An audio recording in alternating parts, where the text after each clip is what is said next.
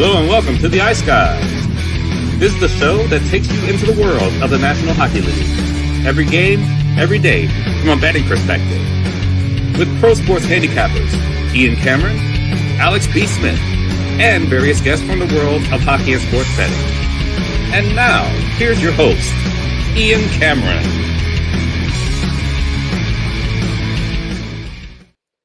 Welcome to the Ice Guys, Friday, October 17th. Ian Cameron and Alex B. Smith ready to break down the Friday NHL card. 4 games, a quartet on tap for this Friday night, and we'll break those down in just a moment. First, we'll recap the busy Thursday night, as it always is, in the NHL. A bunch of entertaining, exciting games last night in NHL action. We saw the Winnipeg Jets get a 5-2 win over the Philadelphia Flyers last night. Another really solid, strong road effort from the Jets, back-to-back for them now on this road trip, beating the Islanders and beating the Flyers. So well done by them getting that victory. Ersson not up to the task, obviously. And that's concerning. I mean, that's another loss with Ersson in net. And does that mean Rick Tocchet deviates more toward Dan Vladar moving forward? That's something to watch when it comes to this Flyers team as far as the deviation of games started for the goaltenders there in Philadelphia, as Vladar maybe have the inside edge after another loss with Ersson in net for the Philadelphia Flyers. This was disappointing. This is the game that hurt me the most last night. It was Colorado-Columbus.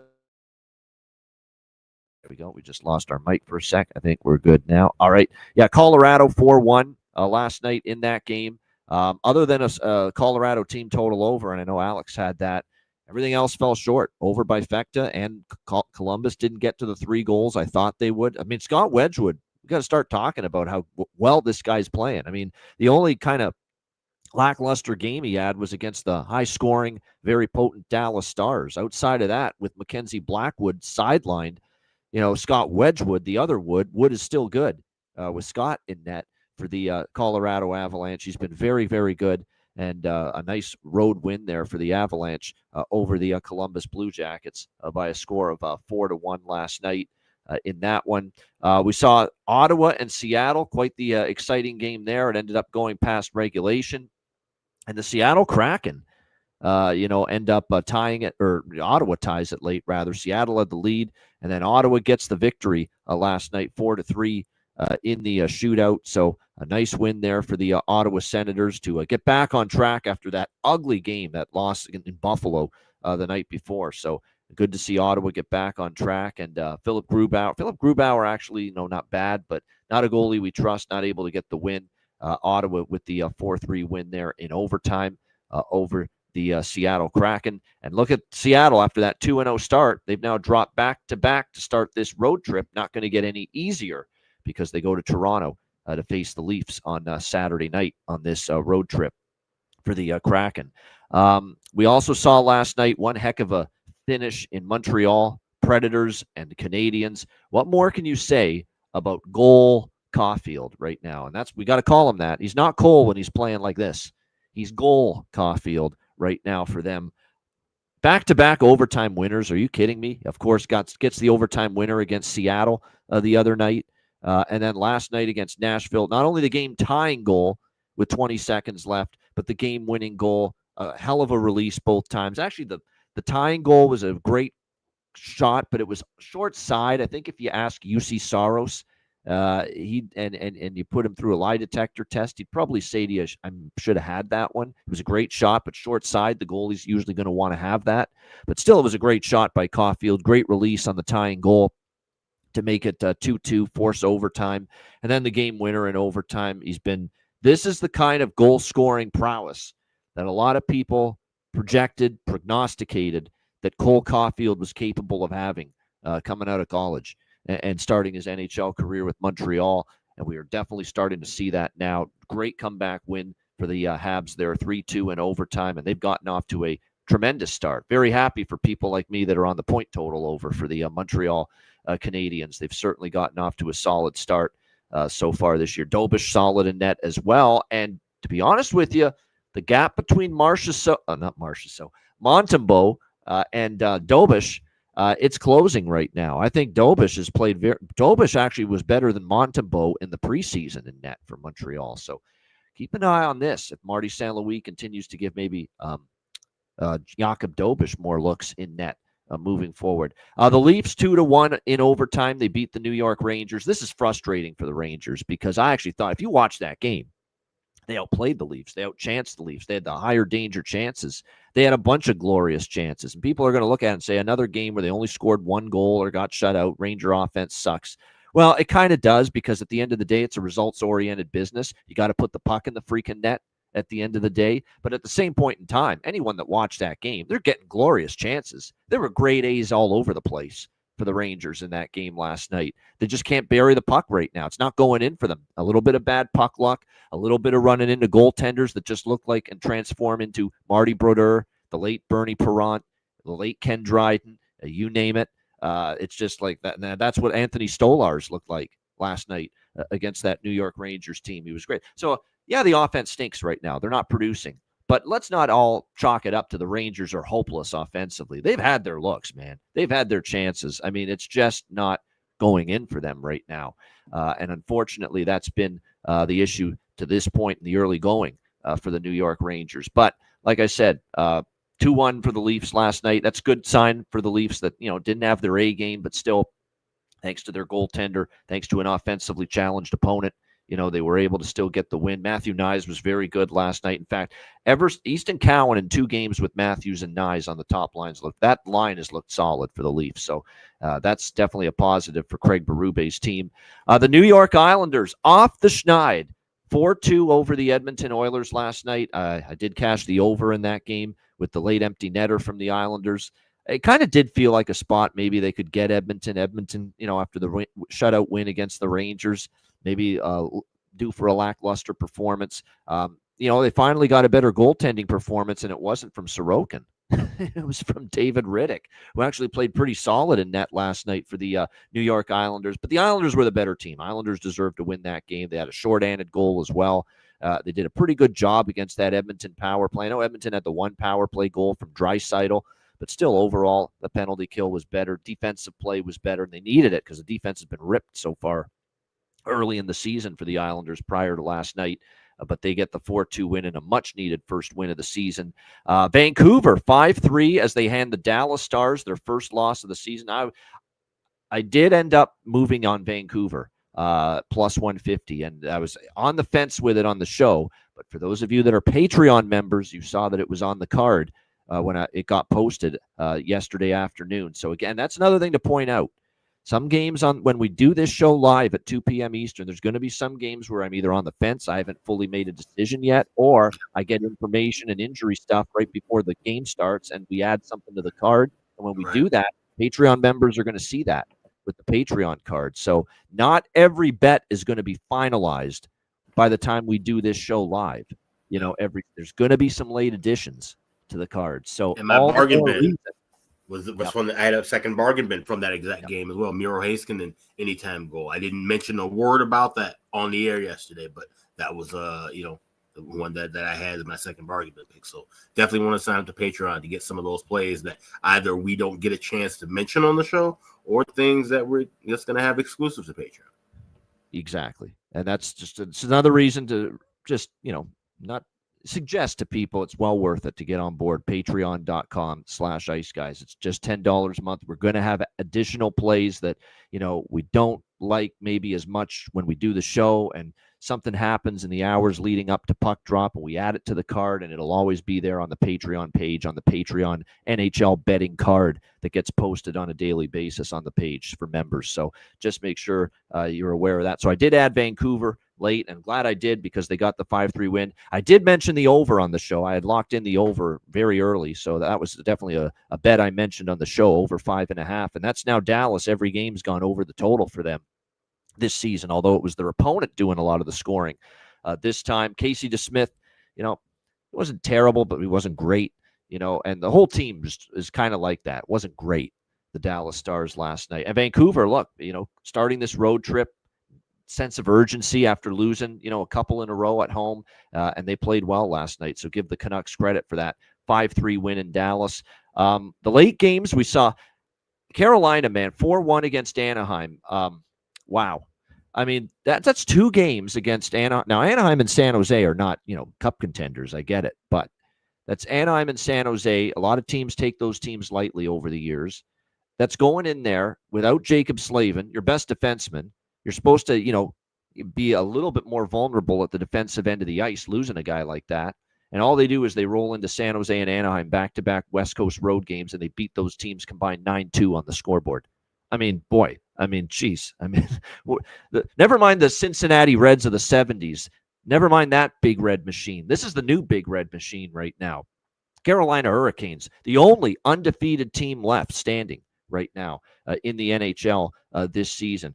Damn impressive. Alexander Nikishin, props to him, his first NHL goal. And what a goal it was. And it was a backbreaker goal for Anaheim. They had gotten into that game 2-1 with the Carlson goal. And then there's Nikishin just jumping into the slot, just seeing the free space there, right in the slot area, knew the puck was going there, and had the instincts to go to that soft area and, where the coverage was lacking, and just ripped it past Dostal for a 3-1 goal that pretty much put the game away. And I'll say this, Slavin, I thought, would negatively hurt the Carolina vaunted penalty kill. We're not seeing any sign of it. San Jose, Bubkus on the power play. Anaheim, a great Anaheim power play, by the way, so far this year. Bubkus last night on the power play against Carolina. So that PK, no Slavin, no problem. I mean, this is as impressive a start as it gets, because Slavin's a big freaking deal, and they're rolling along like it doesn't even matter. Now, I will say this before we get too carried away, and even for me,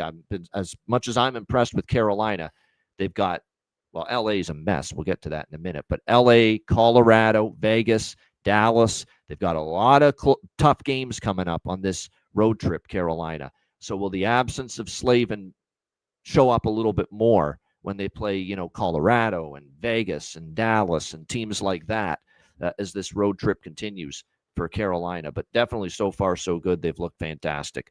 4-1 win over Anaheim last night. The Vegas Golden Knights, 6-5. They beat Boston. What's funny? Mitch Marner leaves Toronto. He goes to Vegas, and now Vegas can't hold leads. And they almost blew it last night. It's like the Toronto syndrome followed Mitch Marner to Vegas. They blew it against LA in the previous home game. They were up 2 goals in the third and lost. And they were up 6-3 against Boston, who are no juggernaut, and they almost blew the damn thing. 6-5, and, they were hanging on a little bit. The Vegas Golden Knights there. So it's just ironic now Mitch goes there, and we're starting to see some bad leafy habits there with Vegas as far as protecting leads are concerned. But can't say anything wrong about the Vegas offense or the power play. My goodness, explosive, dynamic. It was definitely a great, Dorofeyev continues to be just on a heater of heaters to begin the year. Offensively, no issues, but defense a little shaky. Goaltending from Akira Schmid, terrible goal he gave up on the 5th goal that really got Boston back into the game. No wonder they got Carter Hart signed and announced yesterday, Vegas, as he may display Schmid as the new tandem moving forward with Aiden Hill. Now it's going to be down the road because he's not eligible to play until December, but still, Akira Schmid can't be having games like that with Carter Hart, on the horizon now for this Vegas team if he wants to maintain a spot on this Vegas team. Yeah, Hannafin, obviously lost there too. They miss him as well. And of course, Petrangelo's been shut down for the year. So like I said, you're right, that Vegas blue line's not played as well as I expect them to with the group that they can put out there. And then the LA Kings last night, what a debacle. You're up 2-0 at home after the first period against the Pittsburgh Penguins. You need the win because you're coming off, a tough road trip. You lost in Winnipeg last weekend. You lost in a shootout to Minnesota.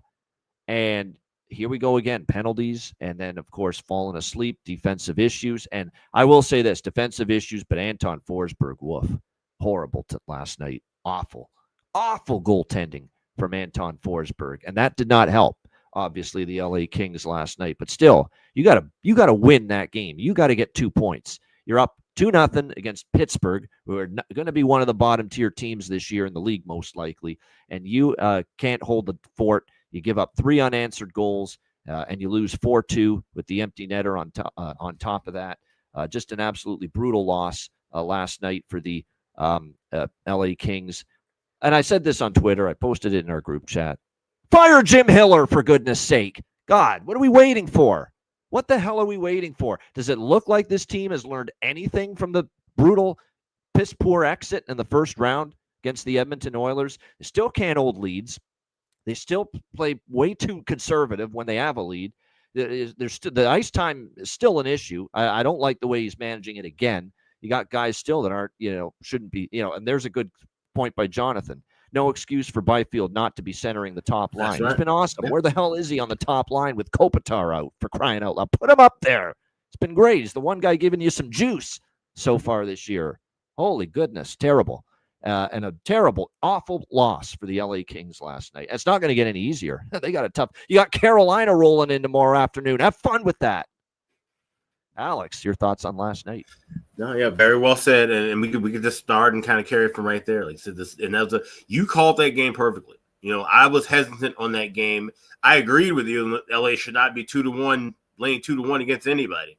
But it was hard to try and back Pittsburgh. And like I said, in that game, they had ample chances, LA, to blow that game open in their favor. And like I said, just let them hang around. And like I said, bad goaltending from Forsberg, who I thought would be one of the brighter spots on this team. I thought bringing in Forsberg would clean up the mess with, you had with Copley and all these other guys. Now Copley is barely back in the organization in a loop around.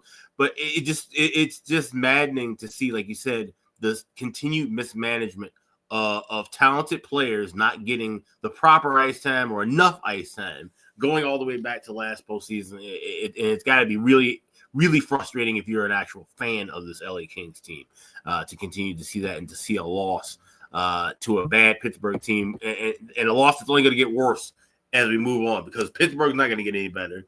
And more than likely, it seems like LA, is it not going to get any better? I'm not looking to back LA tomorrow against Carolina, especially the way Carolina's been heating up on this road trip. So, like you said, it's an absolute mess. But there were some interesting games last night. Still seeing a lot of games trending under. We're seeing defense and goaltending really kind of win out. Obviously, the teams that are winning are getting 4 and 5 goals, but keeping those other teams down within – it really makes an emphasis to looking at team totals, and that's something I'm going to be doing a lot more. I've increased that quite a bit to start the season, but looking at team totals, especially with certain teams, and like I said, games like Pittsburgh and LA, where you don't really trust the side. The winning team goes over their team total. The other team doesn't, though. We're seeing a lot of that. Right. Excellent. Right. Yep. If you feel like you got to lean to a side, then just grab that team total.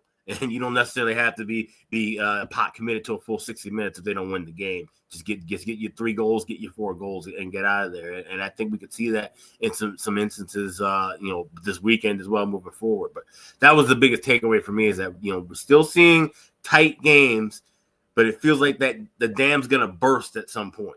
And I'm not, like I said, we're not just gonna rush and all of a sudden just start betting overs blindly. Now we still have to pick our spots, but it seems like the offenses are getting settled in a bit more, even though we've seen defense really stand out more in the first week than I can recall, like I said, in the last decade.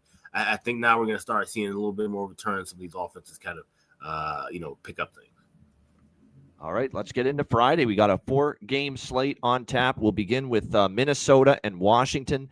Washington minus 125, home favorites, 5.5 the total in this game. Capitals with the overtime win against Tampa Bay, 3-2 in their last game. Minnesota, they started the week beating LA in a shootout, 4-3. Went to Dallas in a very, very tough spot, though, I must say, back-to-back, getting in late, and then they lose 5-2. To the Dallas Stars on Tuesday night. We'll see if they can bounce back from that here. Washington off to a very good start, 3-1 so far this season. I will say this, though. There's a little bit of a weaker strength of schedule to this point for the Capitals. It is a bit of a concern here for me. Boston, Rangers, Islanders, and they have great defensive numbers so far this year, the Washington Capitals. There's no question. I mean, you love what we're seeing from them. Defensively so far this season. They're giving up 1.75 goals per game so far this season, the Washington Capitals. No question, that's really, really strong. But you played Boston, who are a flighty offensive team, one-line team. Islanders, not much of an offensive team at times. Rangers can't put a puck in the ocean in the majority of their games this year. So, Washington's is a solid defensive team. And when they're playing their best under Spencer Carberry, it's because of their defense and their goaltending. But they have faced some weaker teams as far as explosiveness and production offensively is concerned. And Minnesota will put them to the test. Now, Minnesota is a weird team where they haven't scored 5-on-5 and it feels like forever, but they absolutely have, at the moment, the best power play in the NHL. They have been absolutely outstanding with the man advantage. Number one with the power play. They're converting at a Edmonton Oilers from 2 years ago type of clip so far. 47.62% with the power play so far, Minnesota. And what I noticed about this matchup is that Minnesota's power play has been great. And the one little fly in the ointment for Washington's defense this year is the penalty kill has not been good for them. 30th in the league with the penalty kill. And that's a matchup concern here for me. They haven't taken many penalties. That's the good news. They better learn to do that tonight, because if you give this Minnesota power play too many opportunities, it's humming. Eriksson X, Kaprizov, Boldy, Zeev Buyem quarterbacking it. It's been impressive to see what we've seen here from this Minnesota power play. And, so that's going to be the key. And, Carberry's going to be on top of that. He's going to hound his team to be disciplined tonight, but, easier said than done. One thing that's noticeable, too, is you've got Washington rolling along, 3 straight wins. Washington coming in after this game tonight. They play Vancouver on Sunday and then Seattle on Tuesday. So this is a very long homestand before they finally hit the road. Minnesota coming off that loss and 2 days off. They have been good off a loss early in the year. We saw them obviously lose to Columbus, and they bounced back. They beat LA. And one very interesting note about this series, 8-2 for Minnesota in the last 10 meetings versus Washington. They actually swept the Capitals last year in both meetings. And a totals note about this series, 6 of the last 7 head-to-heads, Wild versus Capitals, have had at least 6 goals. 6 of the last 7. So I'm on Minnesota money line here, plus 105. I like the spot for them. And, I'm a big Washington fan, just not tonight. I think there's a Minnesota spot. They've played the Washington very well over the years. I like the Wild here plus 105. I also split it up with Minnesota team total over 2.5, minus 130, hoping that we get some power play chances for Minnesota. And if they get those, they can maybe cash in on them. And I'm also on the full game over 5.5 here, minus 120. Again, 6+ goals, 6 of the last 7 meetings between the Minnesota Wild and the Washington Capitals. So Wild money line and team total over split. And Wild Capitals over 5.5 as well. Alex, Wild Capitals. Yeah, this has been a fairly one-sided affair. Like I said, 8-2 in favor of Minnesota the last 10 meetings. But you look closer, especially in the last 6 meetings. Those have been some fairly close games. And the last 2 played in D.C. have gone past regulation. So I'm liking that trend a bit. I think that this is, again, like I said, everybody's looking into the big intangible matchup tonight of Minnesota's, PP against Washington's PK. I could see this maybe being a tight game because of that. Neither team would really want to get into penalty situations here. So I think maybe a little low and slow early. So I'm going to wait for that over 5.5 in game, try and see if I can get maybe a 4.5. I think this one starts off a little slow, but I like overtime here. I grab plus 325 with the draw.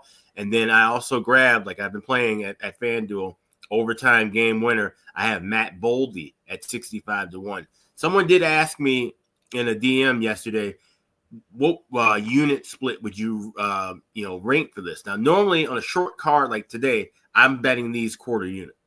If you're in a larger unit situation and you say you're taking a full unit on this game, I would go maybe 90% on the draw and then 10% with the goal scorer prop. So that's the way I would kind of recommend that for if you're looking to kind of balance that with your bankroll.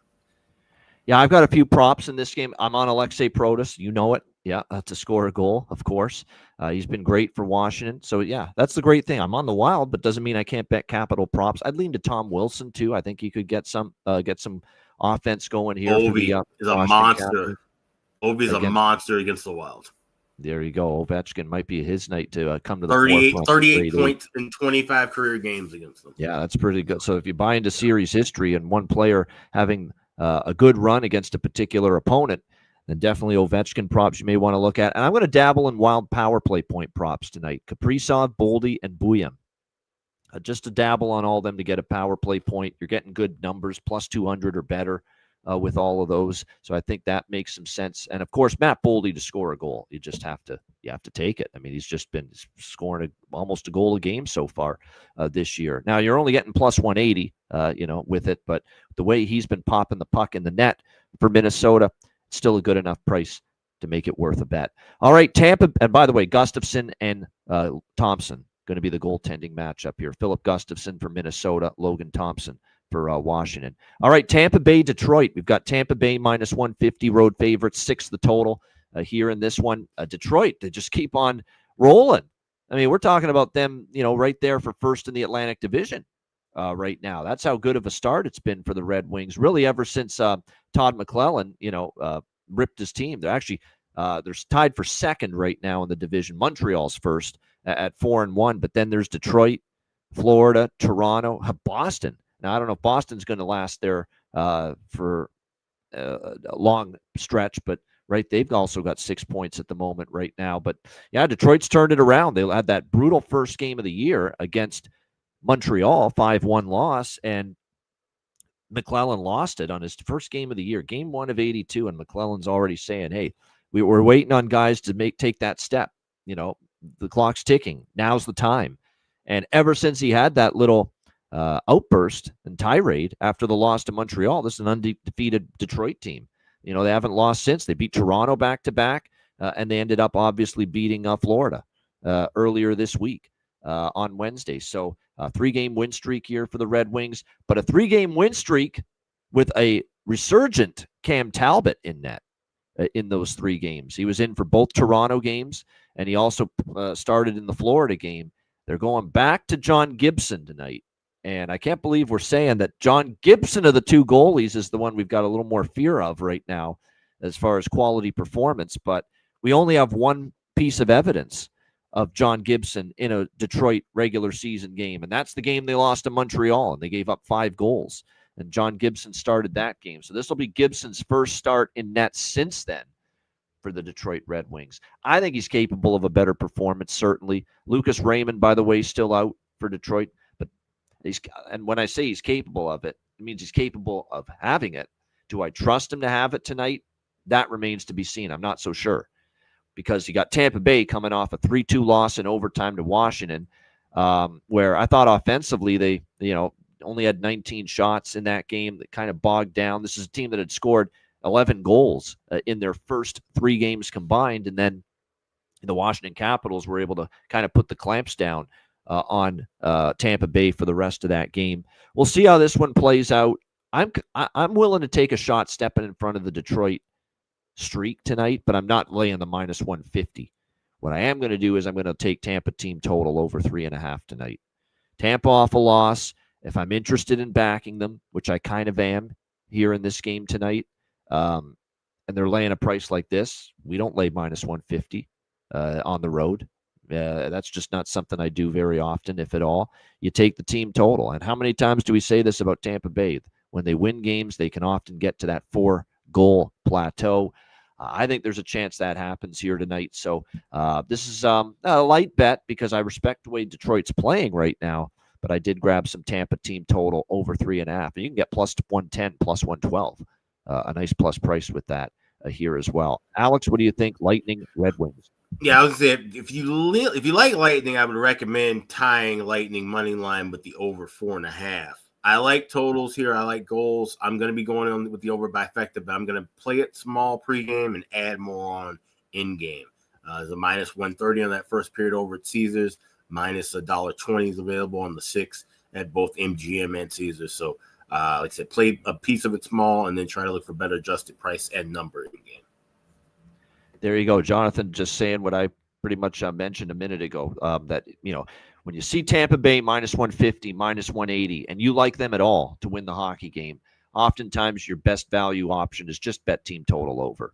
And there it is. Tampa, 74 of their last 93 wins, they have scored 4 goals or more. So in only 19, of their last 93 wins, has this team scored fewer than 4 goals.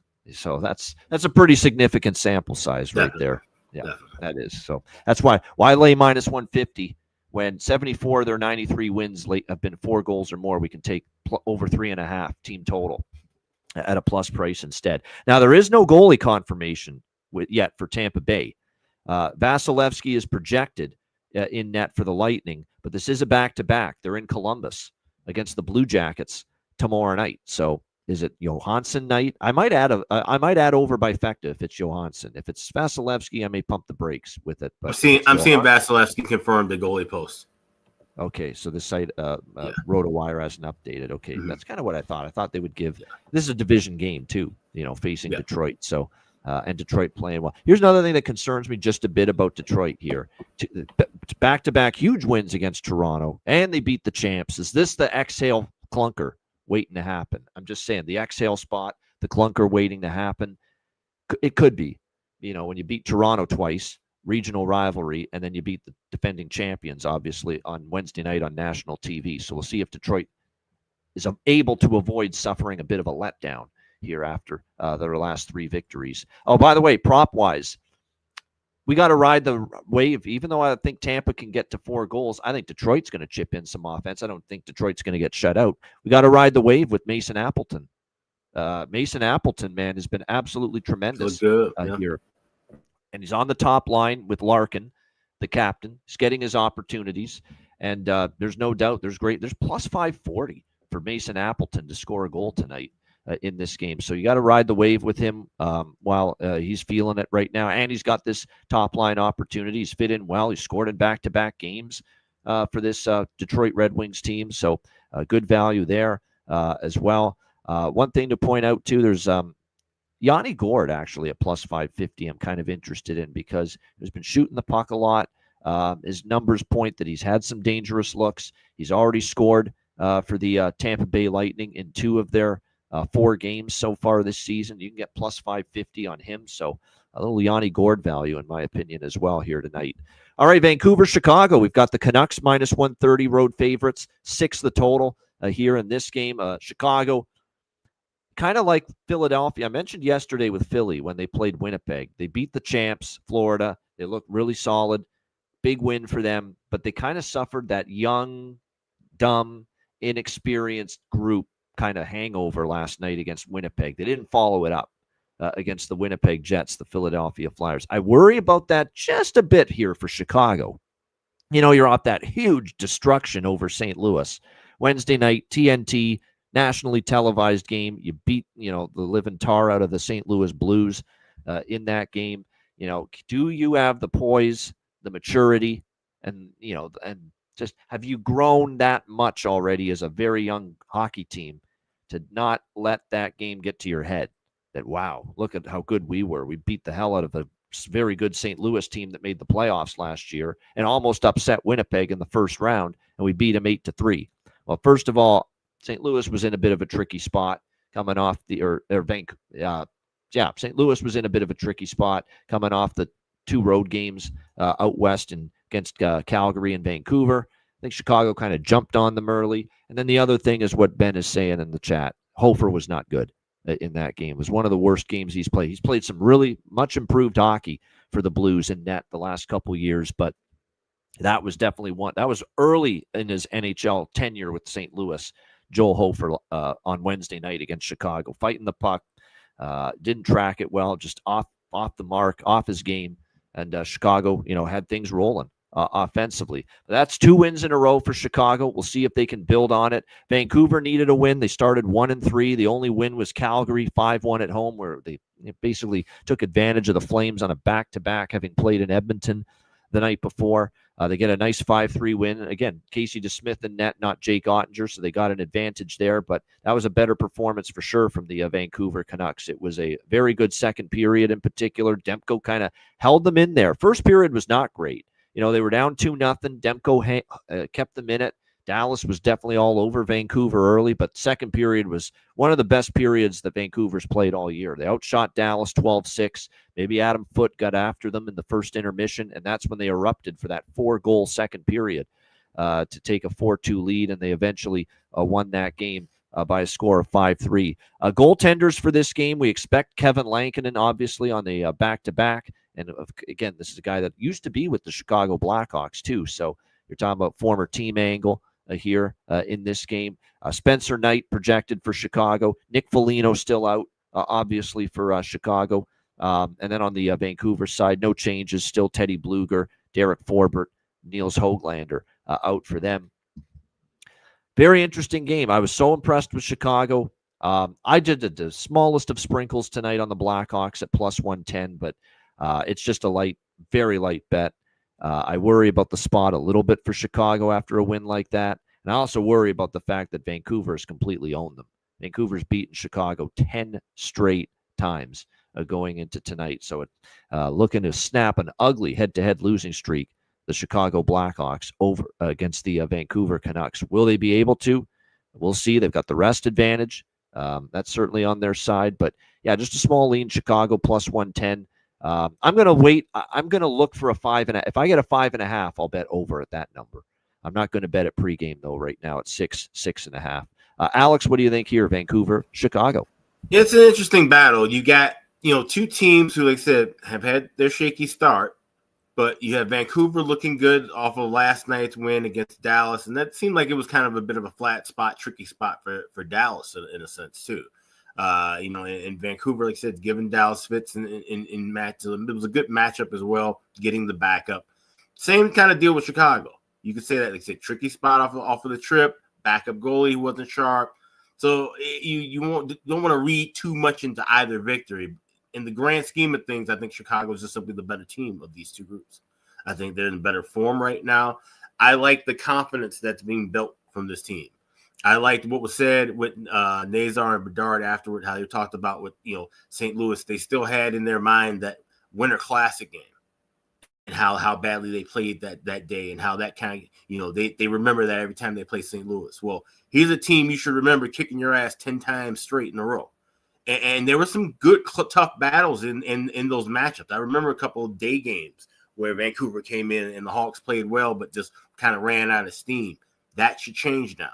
This is a completely different makeup of a team that I've seen. Like I said, trailing back to the end of last year, I like the Hawks in the spot. I grabbed them earlier. I got plus 122. Like I said, money has come pouring in now where we're seeing $1.10, $5s. So you need to grab the best price that you can available with that. But I like the Hawks to win this game here. I am running back to the well with Colton Dock, anytime goal scorer, but he is not my bargain bin. I have another player from this game that'll be my bargain bin special. No doubt. All right, bargain bin special coming from this game later on in the show.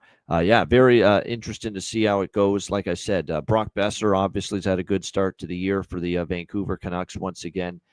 Big win to snap the losing streak. And like I said, will they be able to build on it? They have owned Chicago, but it's starting to look like it might be a little bit of a different Chicago Blackhawks team this year, at least if the first few games are any indication.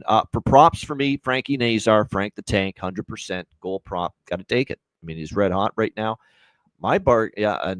There's a couple good selections here from this game. No, my bargain bin's from another game, but there is one that I did give consideration for bargain bin here in this game, and it's a guy that scored a couple goals now for Chicago. He's facing an old team here as well, Mr. Soupman, Ilya Mikheyev. I think definitely worth a look here for the Chicago Blackhawks tonight in this game. So Nazar, Mikheyev for goal props, really liking that. Don't mind the shot with Colton Dock as well because he's still up on that top line.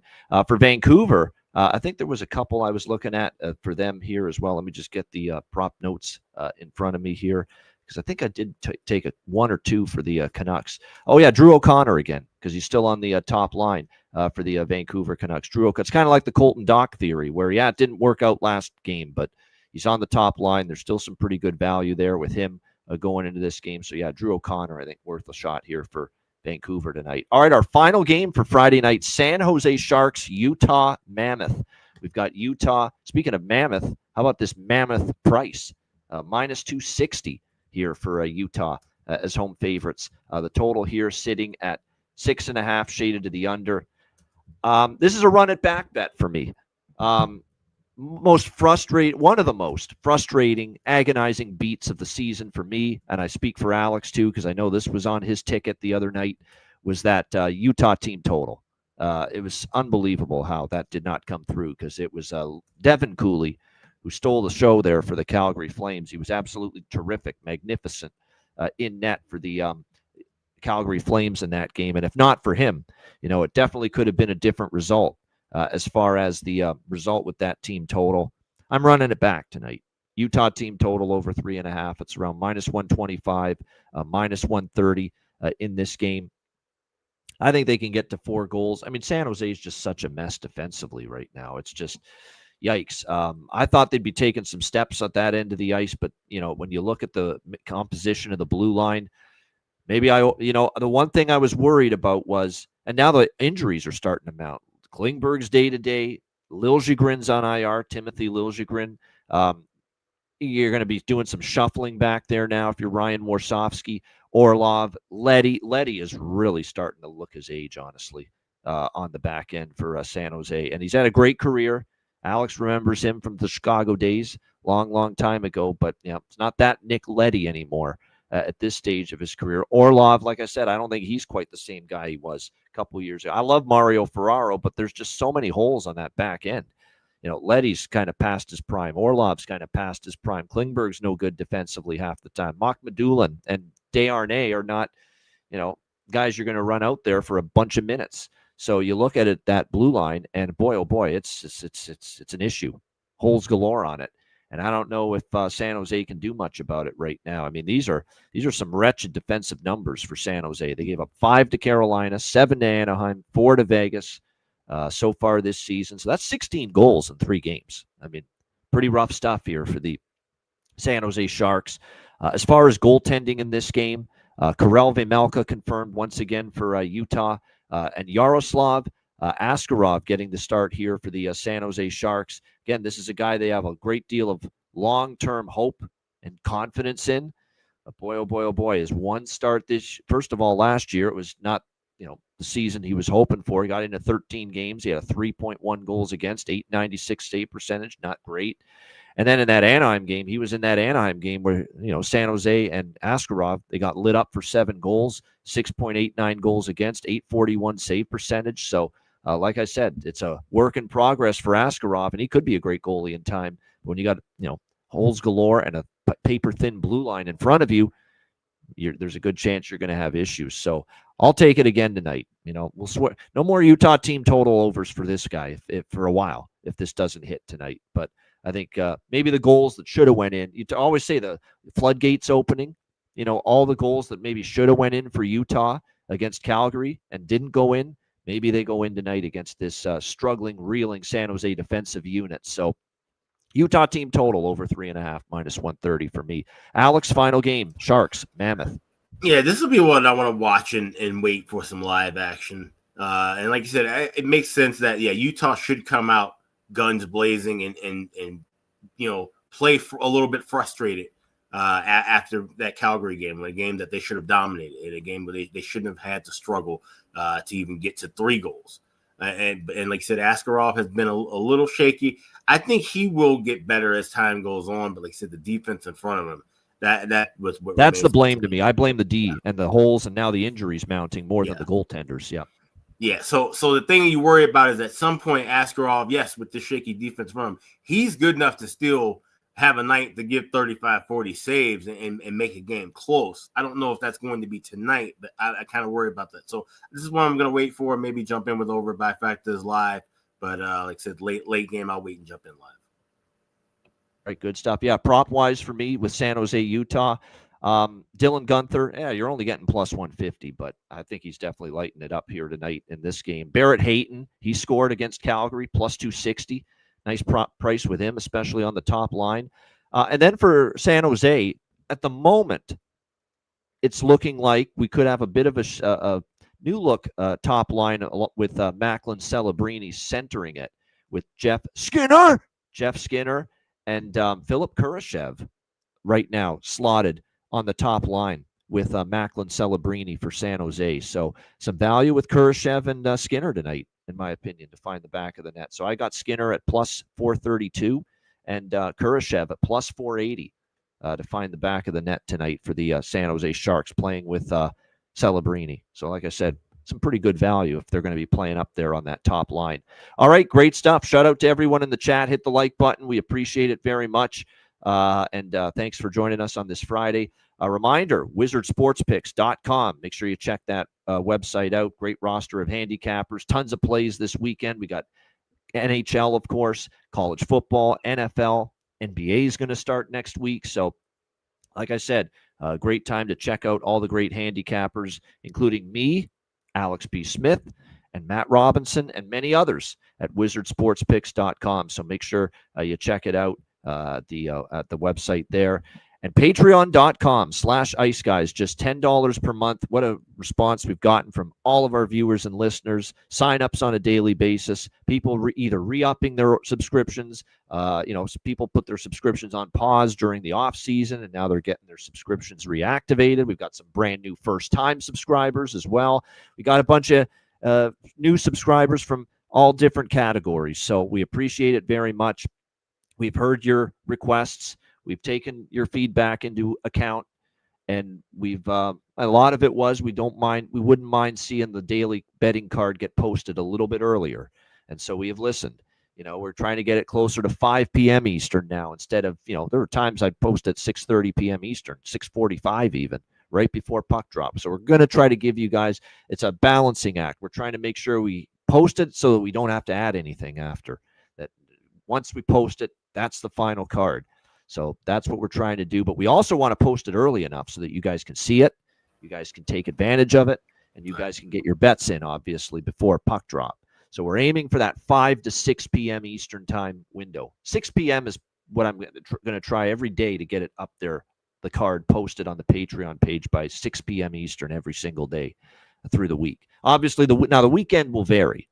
It's just going to be one of these deals where, sometimes we got stuff going on the weekends. We can't get the card up right away. We'll always try to. And I'm known for a fact that trying to get it up by noon when we start, or 1 o'clock by the time we are doing the weekend shows, because there's always going to be a lot of afternoon games on Saturdays and Sundays. But through the week, definitely 6 p.m. Eastern is what we're aiming as far as getting the card posted. So sides, totals, player props posted each and every day on the Patreon page for me, Alex, and any guests. Goalie charts, totals charts, all the bonus content, Players Suite episodes, past shows. Of course, with the season preview videos were exclusive to Patreon members. We hope you guys all enjoyed that. And of course, we've got tons of future exclusive live betcasts coming your way on the Patreon page as well. So excited about rolling those out later in the season. The chat rooms are great. The various Patreon member Ice Guys chat rooms we have going on. So plenty of great bonus content highlighted by the daily betting card posted each day. So make sure you sign up if you haven't already. $10 per month, patreon.com/Ice Guys. And also check out the Ice Guys store at iceguys.myspreadshop.com. We've got everything you need. You got hoodies, t-shirts, caps, mugs, bags, you name it, we got it. Everything right there with some cool designs as well. So check that all out at the Ice Guys store. That's available at iceguys.myspreadshop.com. All right, great stuff. We got best bets, bargain bin special of the night coming right up, right after we hear from our great Ice Guys sponsors.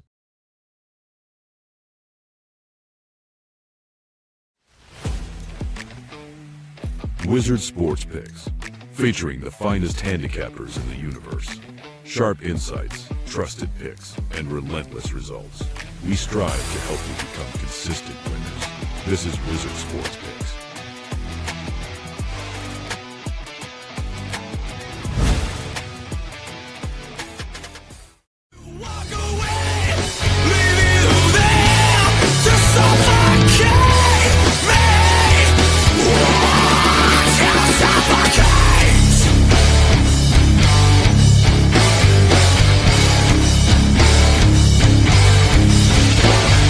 Please for yourself with my mouth is no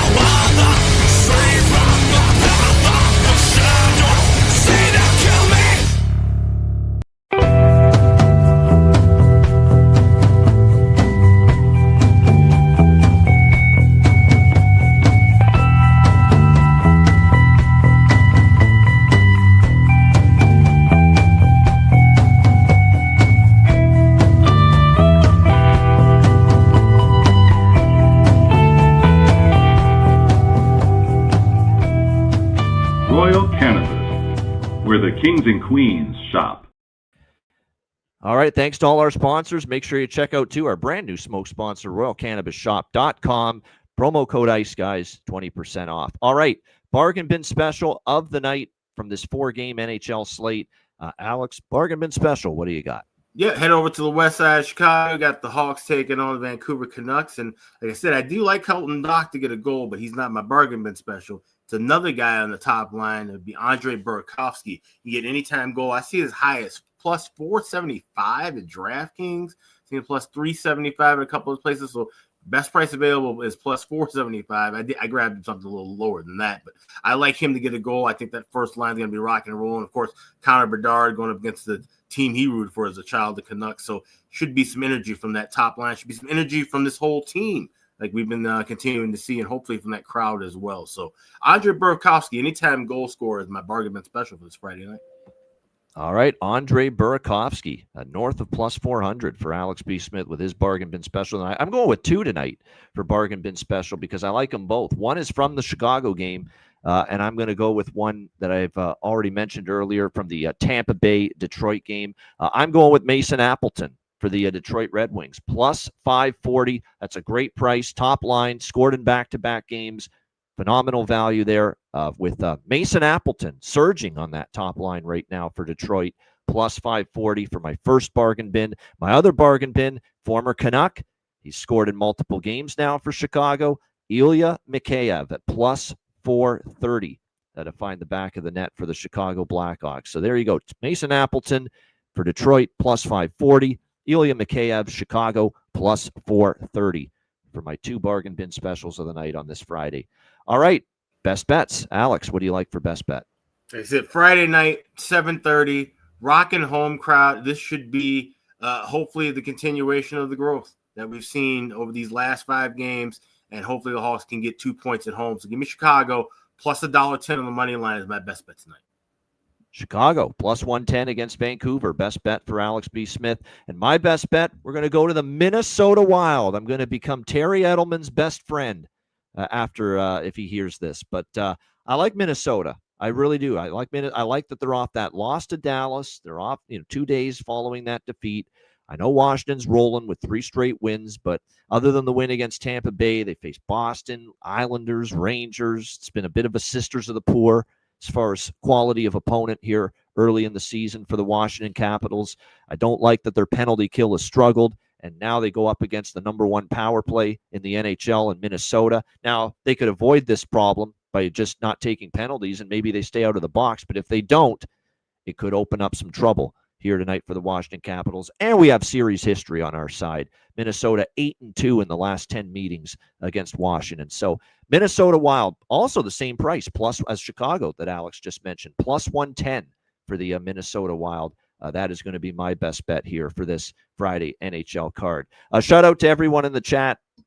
Appreciate you guys joining us. Hit the like button on the way out. We got a huge Saturday show tomorrow, noon Eastern, likely joined by Ryan Robinson. So make sure you get ready for that huge, I think it's a 13-game slate tomorrow. So a big one on tap, and looking forward to breaking it down with you guys tomorrow. A reminder, the Ice Guys is live 7 days a week, Monday to Friday, 2 p.m. Eastern, Saturday and Sunday, noon Eastern. If you can't watch the show live, download the Ice Guys podcast in audio form on all major podcast platforms, Google Podcasts, Apple Podcasts, Spotify, Stitcher, iHeartRadio, Amazon Music, and more. Download the Ice Guys podcast when you can't watch the show live. For Alex B. Smith, I'm Ian Cameron. Have a great Friday night. Enjoy the games and good luck. And we are back on Saturday, noon Eastern, for another edition of the Ice Guys.